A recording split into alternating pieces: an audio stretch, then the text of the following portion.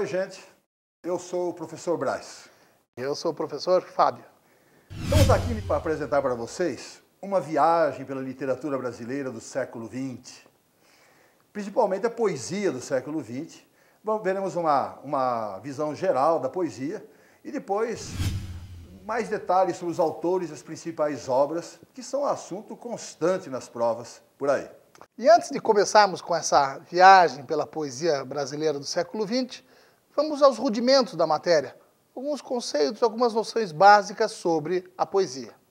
Bem, tradicionalmente, então, a poesia se enquadra no gênero lírico.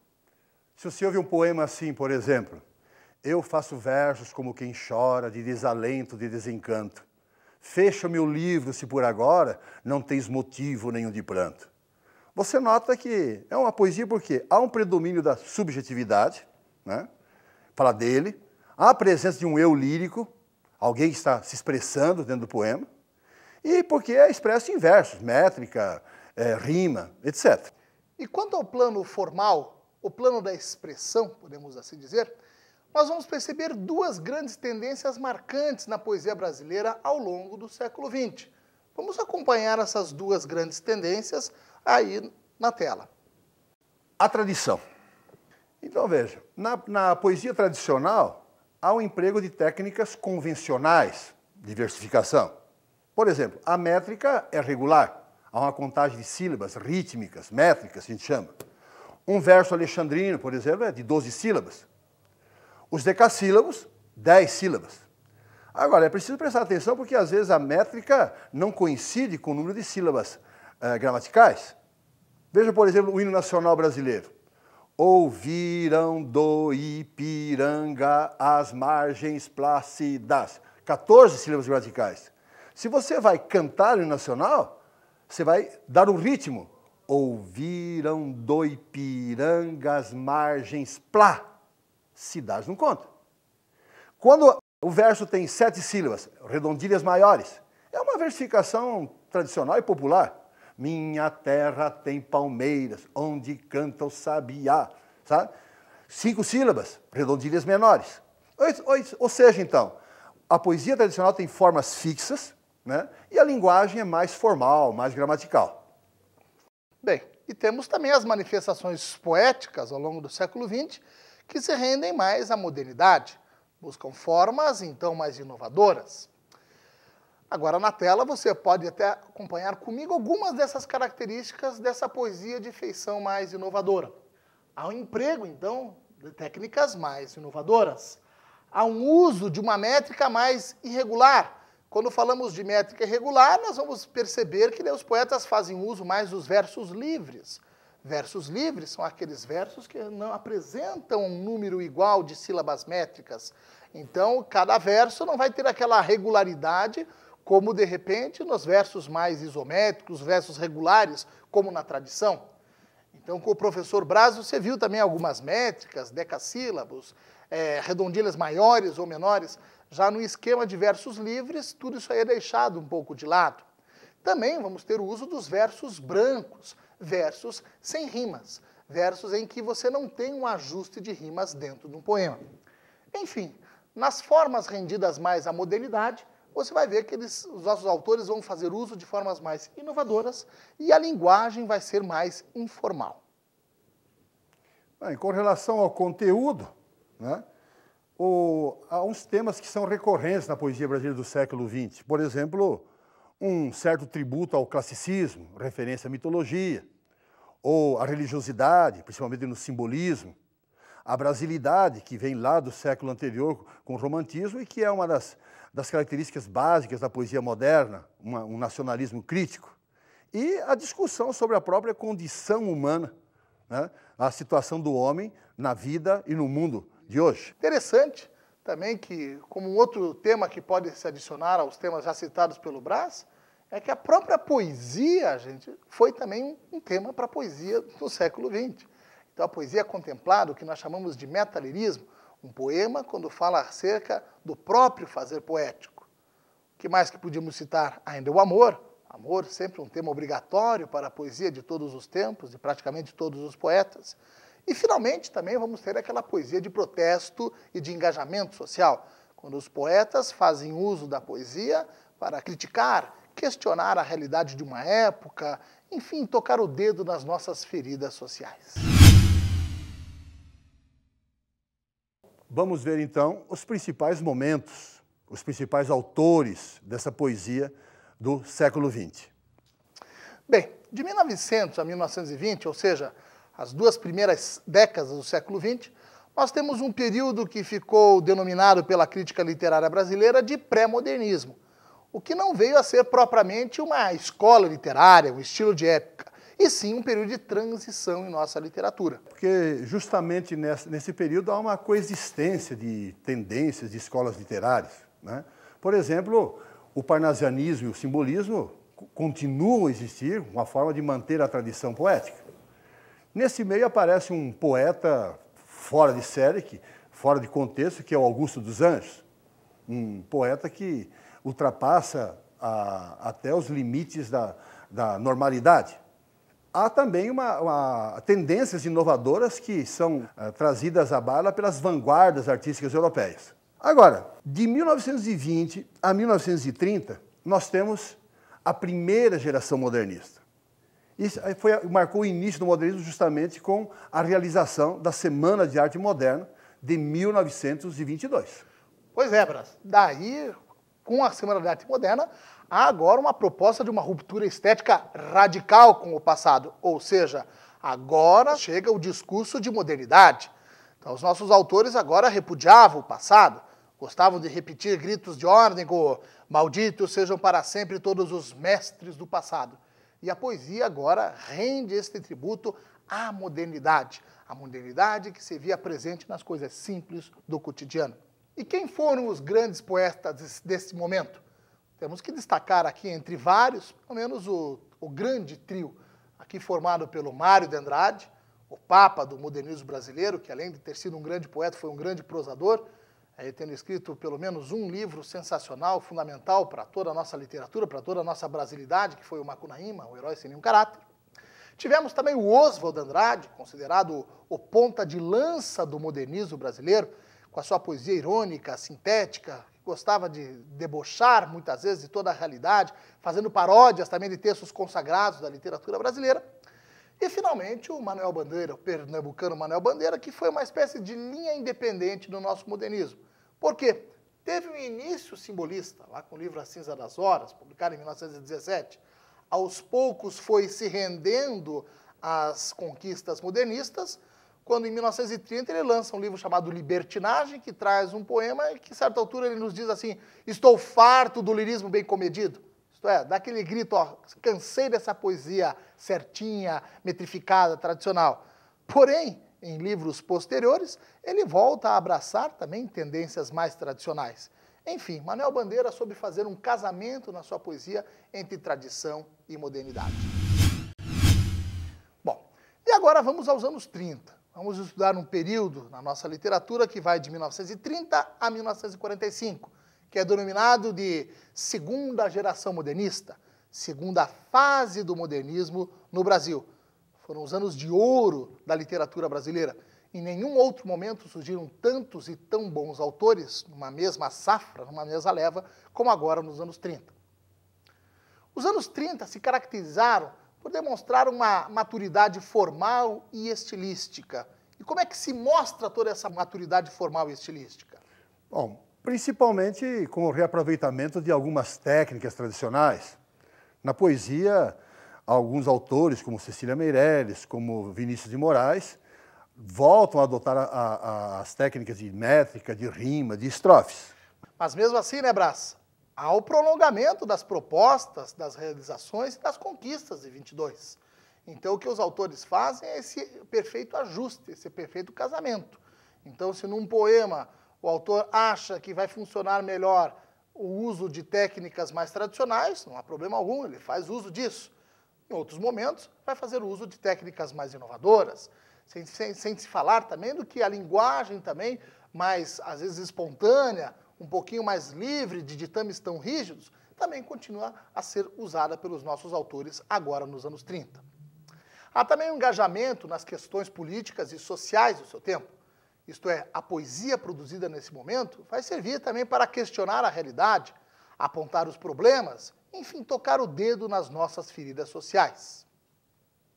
Bom, ao mesmo tempo que temos essa poesia que se preocupa com o mundo externo, os poetas também vão fazer uma poesia falando sobre o mundo interno. Há essa vertente intimista, de sondagem interior, que questiona o ser, o estar, o fazer no mundo. Pois é a chamada corrente espiritualista, ou a corrente da revista Festa, de inspiração neossimbolista. A principal representante dessa poesia, claro, é a Cecília Meirelles. Faz uma poesia abstrata, mística, esotérica, muito musical.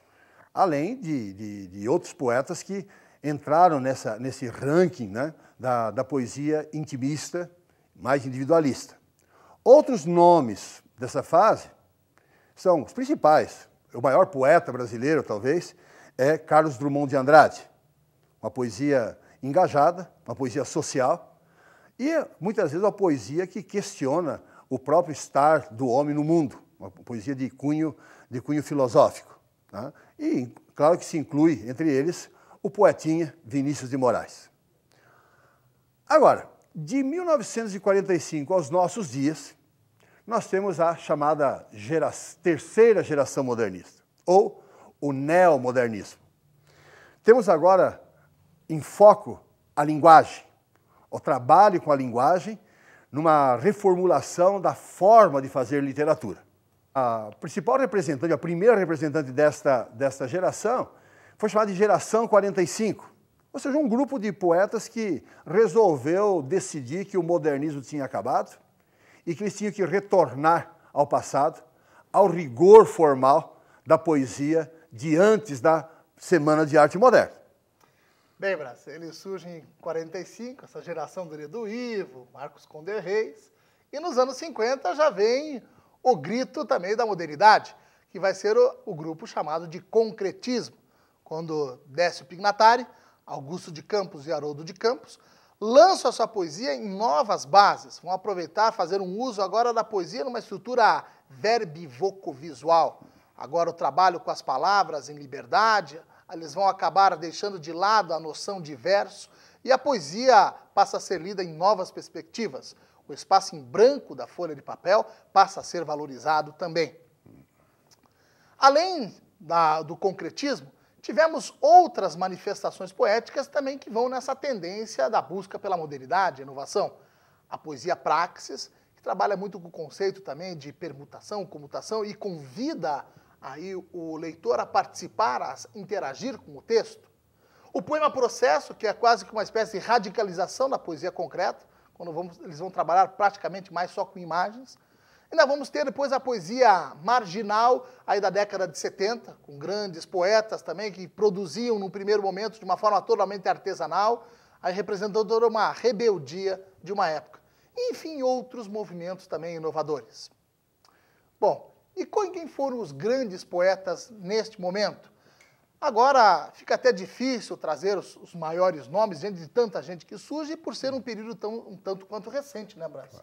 Mas com toda certeza o grande nome que surge aí é o poeta engenheiro João Cabral de Melo Neto. Podíamos citar quem mais, Brás? Ferreira Goulart. Ferreira Goulart. Helena Collodi. Helena Collodi, paranaense. Manuel de Barros. Manuel de Barros. Tiago de Mello. Tiago de Mello. O próprio Chico Buarque, o grande poeta. O próprio Chico Buarque com as suas canções que chegam a ser poemas, canções mesmo. Enfim, gente, são esses os nossos grandes poetas aí dessa terceira geração. E essa é a poesia brasileira no que ela teve de melhor ao longo de todo este século XX. Bem, vista agora toda essa teoria sobre a poesia brasileira ao longo do século XX, vamos à prática. Selecionamos alguns testes para você resolver conosco aqui. Agora, aquele detalhe, gente. Procure prestar bastante atenção na leitura de cada alternativa, ver bem o enunciado, porque isso ajuda e ajuda por demais a você acertar as questões propostas, ok? Questão número 1.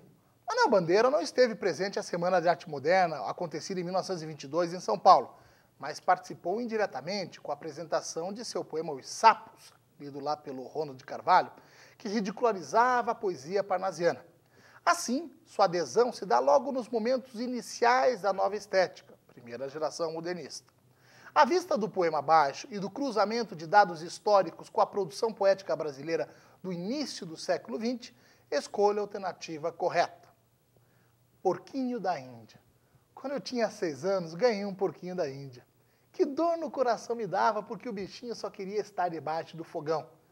Levava ele para a sala, para os lugares mais bonitos, mais limpinhos. Ele não se importava. Queria era estar debaixo do fogão. Não fazia caso nenhum das minhas ternurinhas. O meu porquinho da Índia foi a minha primeira namorada. Vamos às alternativas sobre este belíssimo poema que relembra a infância de Manuel Bandeira. Letra A. As referências à infância e ao animal de estimação endossam características do modernismo, preocupações ecológicas e saudosismo. Bom, você percebe que há um engano aqui, porque o saudosismo não é uma característica típica do modernismo. O saudosismo é uma constante em diversas etapas, né, da poesia brasileira. Por isso está incorreta. B. A simplicidade da seleção vocabular e a singeleza da temática são uma armadilha para o leitor.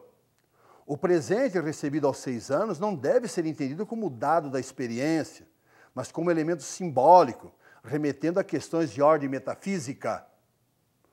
Claro que não. É uma lembrança, é um saudosismo da infância. E o Porquinho da Índia é um substrato da memória biográfica do autor. Não há uma simbologia metafísica, não. Tá? Está incorreta. C. A produção do autor se dá sempre em versos livres, como os deste poema, reafirmando a negação dos modelos poéticos precedentes. Nós vimos durante a aula que o Manuel Bandeira começou dentro, praticamente, da estética parnasiana. E até o final da vida ele vai render tributo às formas tradicionais da poesia clássica, com métrica, com rima, cada vez menos, mas nunca vai abandonar totalmente as técnicas tradicionais. Por isso, essa questão está incorreta. Letra D.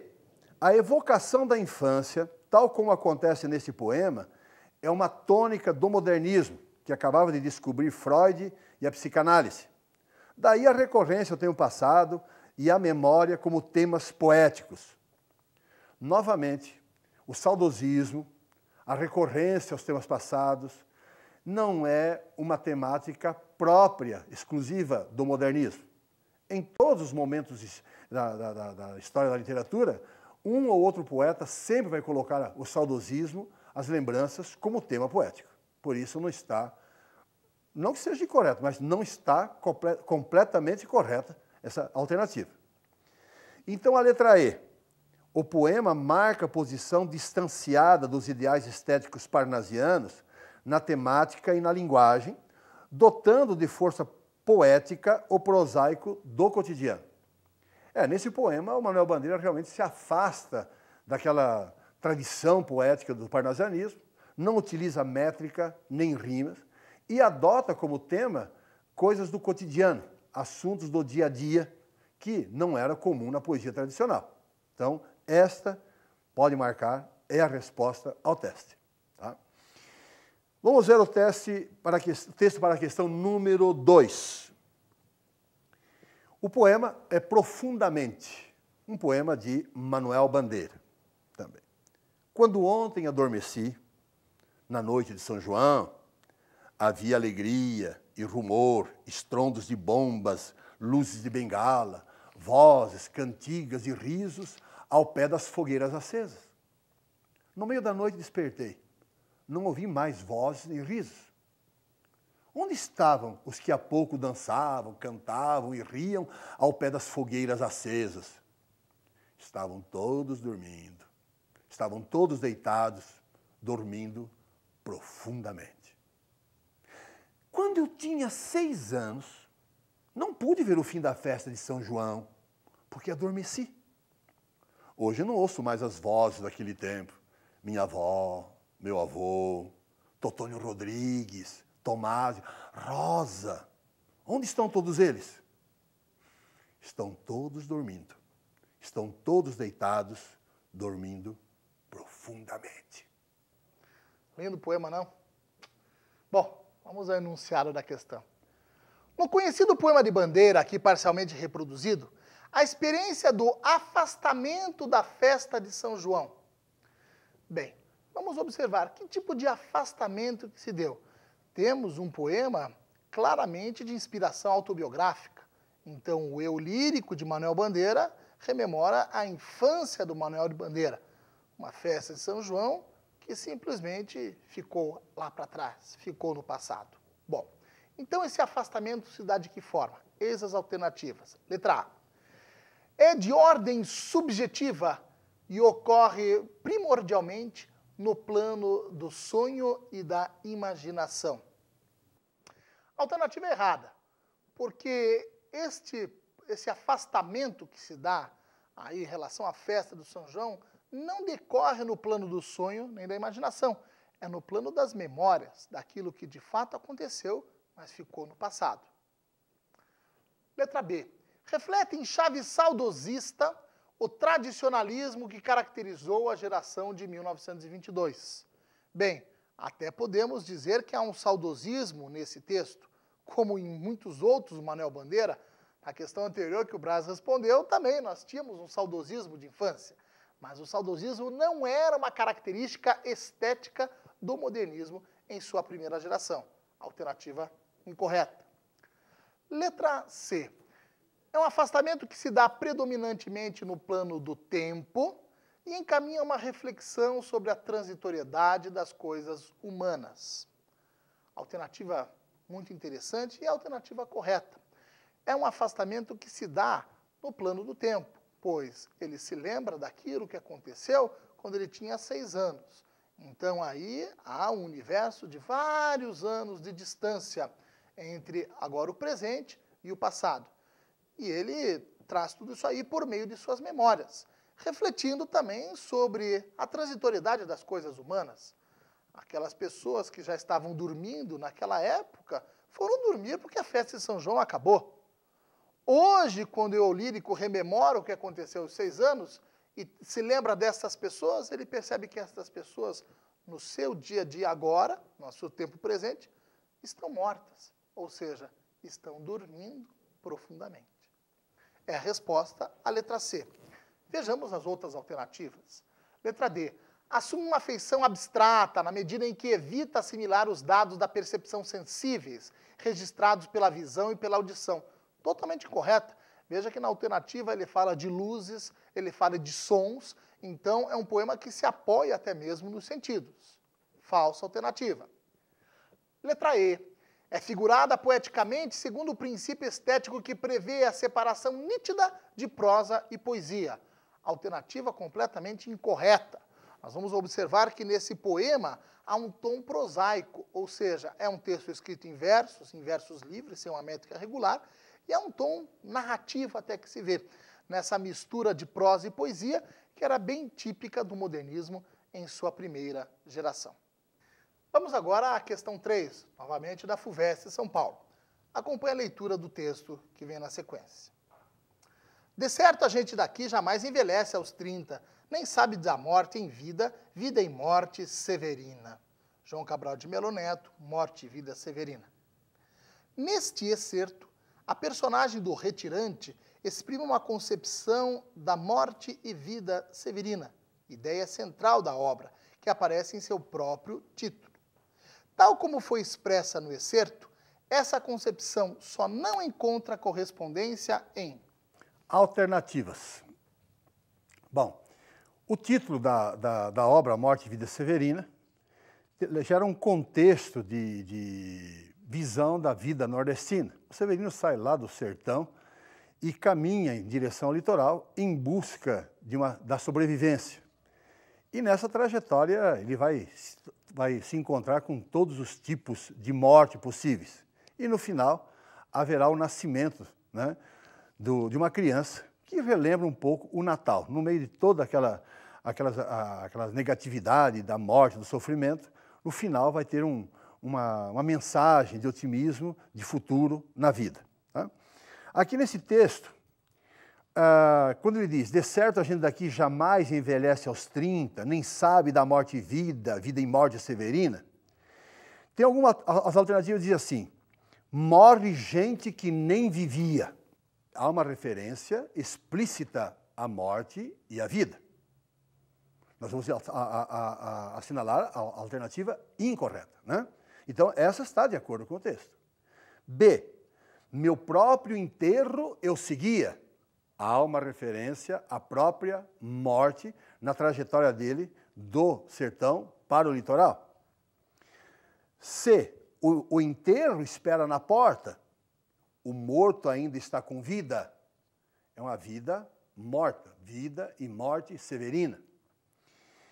Letra D, venha seguindo o seu próprio enterro. Repete a mesma ideia, né? Ou seja, essa caminhada, o retirante praticamente vive de teimoso, porque está seguindo praticamente o próprio enterro. E letra E, essa foi morte morrida ou foi morte matada? Aqui ele foge do conceito da travessia da morte e vida severina, porque é um detalhe num diálogo do Severino com duas pessoas que estão transportando um cadáver. Ele só pergunta, essa pessoa foi morta, morreu naturalmente ou foi assassinado? Então, nessa questão, nessa alternativa, nós não temos uma referência direta ao conceito da obra e do título da morte e vida severina. Há um detalhamento só da forma de morrer, né? A morte violenta praticada contra aquele cadáver que está sendo transportado para a cova. Tá? Então, letra E é a resposta. Vamos para a questão seguinte. Leia os poemas abaixo. O engenheiro. A luz, o sol, o ar livre, envolve o sonho do engenheiro. O engenheiro sonha coisas claras, superfícies, tênis, um copo de água. O lápis, o esquadro, o papel, o desenho, o projeto, o número. O engenheiro pensa um mundo justo, um mundo que nenhum véu encobre. Em certas tardes nós subimos ao edifício. A cidade diária, como um jornal que todos liam, ganhava um pulmão de cimento e vidro. A água, o vento, a claridade. De um lado o rio, no alto as nuvens, situavam na natureza o edifício crescendo de suas forças simples. Poema de João Cabral de Melo Neto. Segundo poema, pronominais. Dê-me um cigarro, diz a gramática do professor e do aluno e do mulato sabido. Mas o bom negro, o bom branco da nação brasileira, dizem todos os dias, deixa disso, camarada, me dá um cigarro. Sobre os poemas, é incorreto afirmar. Dois poemas bem diferentes, na temática, no tom, e também diferenciados no tempo. João Cabral de Melo Neto, como vimos, um autor da chamada terceira geração modernista, surge a partir dos anos 40. Já agora, Oswald Andrade, um poeta enquadrado na primeira geração modernista, no modernismo mais revolucionário. Bom, vamos às alternativas. Letra A. O primeiro poema contém um rigor formal e semântico, em que se percebem versos com a enumeração de substantivos sem o acompanhamento de adjetivos, o que é próprio do estilo de João Cabral de Melo Neto. Alternativa completamente correta, porque você tem essa linguagem muito exata, muito minuciosa, não há espontaneidade nos textos de João Cabral de Melo Neto, tanto é que ele era chamado de o poeta engenheiro.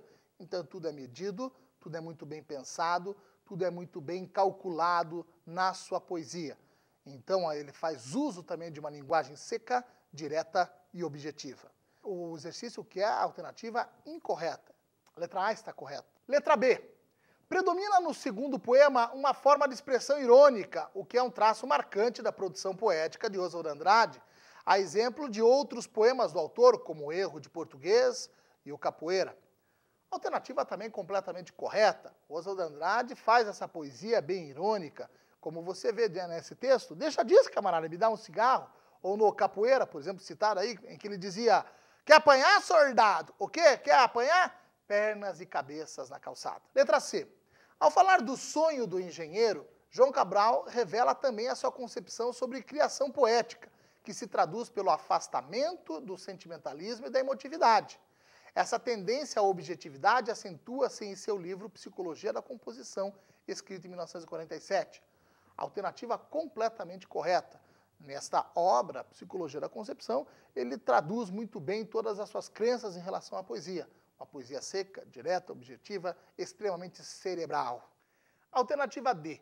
O engenheiro pertence à terceira fase do modernismo e pronominais à primeira fase. Evidência disso é o fato de o primeiro poema ser escrito em versos de métrica regular, típicos da geração de 45, enquanto o segundo é composto de versos livres, comuns no período da Semana de Arte Moderna. Alternativa um pouco controversa pelo seguinte. Vejam, de fato, o primeiro texto ele se enquadra na terceira geração, terceira fase do modernismo brasileiro. Agora, não foi uma característica da terceira fase, comum a todos os autores, o uso de uma métrica regular ou de rigor formal. Essa era uma característica, uma recorrência na poesia do João Cabral de Melo Neto em muitos momentos. Agora, se levarmos em consideração que nessa terceira fase surgiram movimentos como o concretismo, que nem com verso trabalhavam, então inviabiliza a alternativa D. Agora, o que se dizia em relação ao poema pronominais estava correto. Então, a alternativa D é errada, é a resposta do exercício. Finalmente, a alternativa E, temos o seguinte. No poema Pronominais, ao estabelecer a distinção entre a fala culta e a fala popular, o poeta põe em destaque uma das principais lutas dos modernistas, a valorização da oralidade e do coloquialismo na produção literária, em oposição à linguagem polada dos parnasianos e academicistas, certo? Era esta a grande reivindicação dos nossos artistas. Alternativa como resposta do exercício vem a ser a letra D, que era incorreta. Vamos à questão seguinte. Com relação ao poema O Engenheiro, da questão anterior, não se pode afirmar que letra A, produz o sentido de objetividade e racionalidade. Tem objetividade e racionalidade? Tem. B, apresenta uma certa precisão geométrica. Sim, ele mede as palavras. A poesia de João Cabral é medida, é contada, é calculada.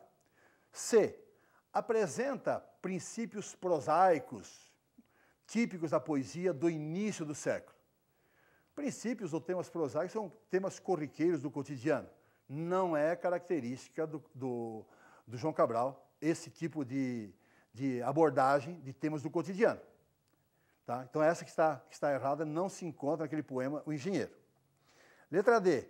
Apresenta forma equilibrada com o uso cuidadoso das palavras. Outra forma de dizer que é uma poesia eminentemente técnica. E letra E. Não apresenta descrições intimistas. Também está correto porque a poesia de João Cabral é anti-sentimento, anti-intimismo. Vejamos agora a questão 6. Bom, UEL Paraná. A questão seguinte refere-se ao texto abaixo. É o texto que você está vendo agora. Essa formação fluvial, pluvial, fluvial, pluvial. Bom, vejamos agora o enunciado e como vamos resolver a questão. Sobre o poema acima, considere as afirmativas. Primeiro, o poema explora de modo simplista a linguagem poética, já que é composto apenas por duas palavras. Bom, colocar num teste uma crítica à composição poética já denuncia um erro. Não é uma composição... Se está num teste vestibular, se é de um autor famoso, não é uma composição simplista, é uma técnica chamada concretismo. Então, essa não vale, está incorreta. Item 2. O poema apresenta uma simetria que revela racionalidade no ato da composição, pois há uma relação de verticalidade com a chuva, né? Pluvial, de cima para baixo, e de horizontalidade com o rio, fluvial. Correto, né? A forma do poema é que gera o significado do poema. Terceiro item. O poema aproveita-se da semelhança sonora entre as palavras com significados diferentes, fluvial, pluvial, que, entretanto, não são independentes do poema, tanto que eles se cruzam, a certa altura do poema, o pluvial e o fluvial se cruzam, uma palavra, aproveitando letras da outra palavra. Correto. O poema apresenta a abolição do verso, correto, colocando em destaque o pictórico, o desenho, correto, o sonoro, fluvial, pluvial, fluvial, né? E o verbal, o jogo das palavras, fluvial, pluvial. São as características da poesia concreta, correta. Então estão corretos os 3 itens últimos, 2, 3 e 4. Resposta C. Questão número 7. Leia os 2 excertos a seguir. Quando nasci, um anjo torto, desses que vivem na sombra, disse: vai, Carlos, ser gauche na vida. Poema de Carlos Drummond de Andrade. E, segundo, quando nasci, um anjo esbelto, desses que tocam trombeta, anunciou: vai carregar bandeira. Cargo muito pesado para a mulher, esta espécie ainda envergonhada. Vai ser coxo na vida é maldição para homem. Mulher é desdobrável. Eu sou. Poetisa Adélia Prado. Identifique as alternativas verdadeiras. Item 1. O anjo torto condena o poeta a ficar à margem, enquanto o anjo esbelto convoca a poeta a integrar-se nas lutas de seu tempo. Alternativa correta. Nesse poema do Carlos Drummond de Andrade, nossa principal voz poética da literatura brasileira, você vê aí já de cara, traduzido nesses versos, um tema que é fundamental no Drummond, o desajustamento do indivíduo. O indivíduo que é colocado muitas vezes à margem de todas as coisas, mas com isso muitas vezes consegue projetar uma visão lúcida e precisa sobre a realidade. Já no texto 2, que dialoga evidentemente com o texto 1, você tem bem isso, a mulher convidada a participar das coisas do cotidiano. Item correto. Item 2. No universo poético de Adélia Prado, carregar a bandeira é tarefa difícil, porque a maior parte das mulheres se acovarda perante os homens, e isto as impede de entrar no mercado de trabalho. Alternativa errada, você não vê na Adélia Prado essa temática mais panfletária ou esse tom até um pouquinho mais agressivo, um pouquinho mais veemente. Adélia Prado faz uma poesia marcada pela leveza, falando de coisas do dia a dia, muitas vezes apontando para o papel da mulher, mas não de uma forma tão incisiva assim. Então, item errado. Próximo item, item 3. No universo poético de Adélia Prado, o cotidiano da dona de casa e a devoção religiosa afastam a mulher das lutas sociais. Item errado. Nós não temos em Adélia Prado, assim, uma espécie de poesia mais combativa, mais um tom veemente, mas também não temos uma poesia marcada pela alienação ou completo alheamento dessas questões do dia a dia. Portanto, o item que está errado. Item 4. O poema de Drummond é anterior ao de Adélia Prado, cujo título alude à relação entre os 2 textos. Item correto. O primeiro texto, do Carlos Drummond de Andrade, foi publicado exatamente no seu primeiro livro, Alguma Poesia, lá em 1930. Já esse texto de Adélia Prado faz parte de uma autora contemporânea que ainda está viva. E você vê aí, de fato, o diálogo com termos como anjo torto em Drummond, anjo esbelto em Adélia Prado, então há evidentemente esta relação. Item 5. Além de dialogar com a poesia de Drummond, a poesia de Adélia Prado dialoga com a obra de Guimarães Rosa. Bem, o diálogo com Drummond está evidente, até pela transcrição do texto drummondiano também nessa questão. E o diálogo com o mineiro Guimarães Rosa, grande prosador, também se vê quando o personagem Riobaldo, Guimarães Rosa, lá da obra chamada Grande Sertão Veredas, nos traz uma frase que marca toda aquela obra. Viver é perigoso. Viver é muito perigoso. Bom, então, vocês tiveram aqui uma visão de conjunto da poesia brasileira no século XX. Claro, pelo limite do tempo, a gente não pôde se estender muito, mas o essencial foi lá dos principais autores, né, de cada época. Demos exemplos de vários poemas, de várias formas. Pelos testes, vocês puderam confirmar o que viram. E claro que nos vestibulares nunca você vai encontrar só isso. Essa é uma colaboração que a gente quis dar para você, para você sair melhor ainda nas provas que você fizer pela frente. Tá?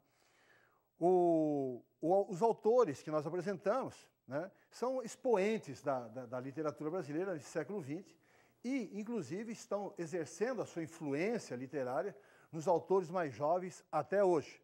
Apesar da diversidade de estilos, de temas, de técnicas, a poesia brasileira segue um rumo da criatividade. Né? A diversidade criativa é um dos grandes valores dessa literatura. Desde os primeiros, lá do início da literatura até os dias de hoje, essa renovação constante prova que o poeta brasileiro, o escritor brasileiro, é um dos mais criativos do mundo. Pois é, né, Brás? Tanta gente boa que citamos, né? Pois é. Olavo Bilac, parnasianismo lá atrás, um Cruz de Souza, Manuel Bandeira, Oswald Andrade, Drummond, Cecília, Vinícius, enfim, gente muito boa. O que pretendemos com tudo isso? Além de você conseguir aí conhecer essas principais vertentes e poder também resolver questões relacionadas a esses autores, a essas obras, também queremos que você conheça esses grandes nomes da poesia brasileira e talvez num futuro mais próximo, longe da pressão no vestibular, tenha gosto de lê-los, né? Tenha gosto de chegar e conhecer um pouquinho mais todas essas obras. Porque ler a poesia brasileira do século XX é também, de certa forma, ler a nossa história, ler as nossas contradições, é fazer um apanhado de tudo aquilo de relevante que acabou acontecendo pelo Brasil. Finalmente, com relação ainda ao seu vestibular, espero que quando você for resolver as questões, tenha o máximo de cuidado na leitura dos enunciados.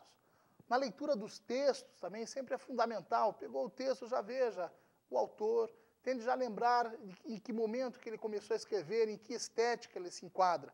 Tudo isso é matéria-prima fundamental para a resolução das proposições. E na leitura das alternativas, em vez de ir sempre pensando na resposta, né, Brás? Aquela coisa, quero chegar a ver essa resposta, vai eliminando alternativas. Isso te dá segurança para poder chegar e acertar a questão e poder marcar pontos. Espero que você tenha aproveitado ao máximo essa nossa aula e possa se dar muito bem em todos os vestibulares que você for fazer. Tchau, gente! Boa sorte!